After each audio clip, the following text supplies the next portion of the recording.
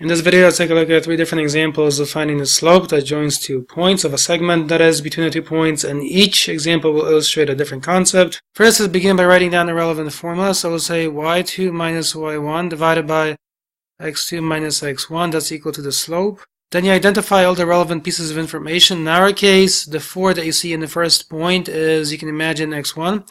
The negative 2 right there, you can imagine, is the following.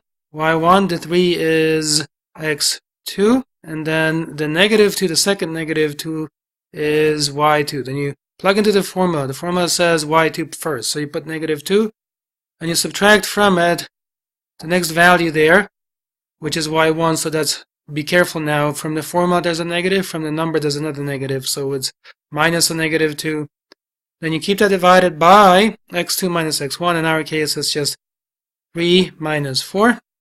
Then you end up with the following. In the top you have negative 2 plus 2. The two negatives give a positive in the middle between the 2's, with negative 1 in the bottom. Then you have negative 2 plus 2, which is 0.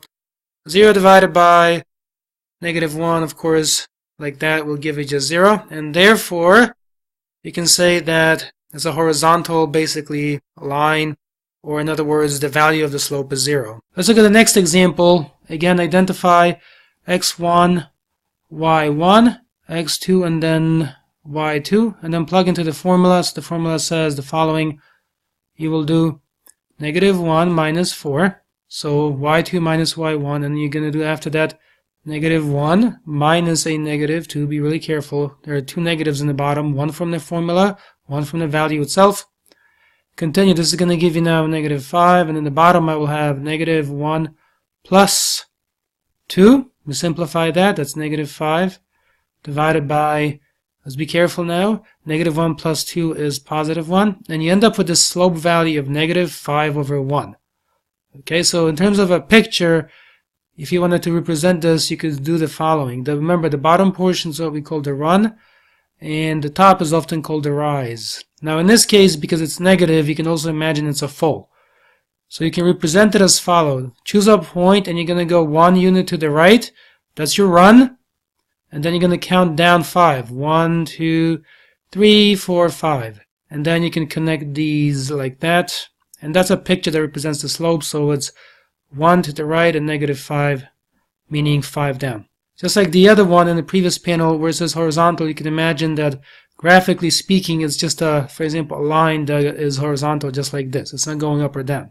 Let's do the last example here. So the slope from 5, 3 up to 5, negative 2. Identify the pieces, so x1, y1, x2, y2, and then plug into the formula. So I'll have here negative 2 minus 3. And in the bottom I will have 5, which is x2 minus 5, which is the same value for x1. In the top I have negative 5, but in the bottom I have 5 minus 5, which is 0.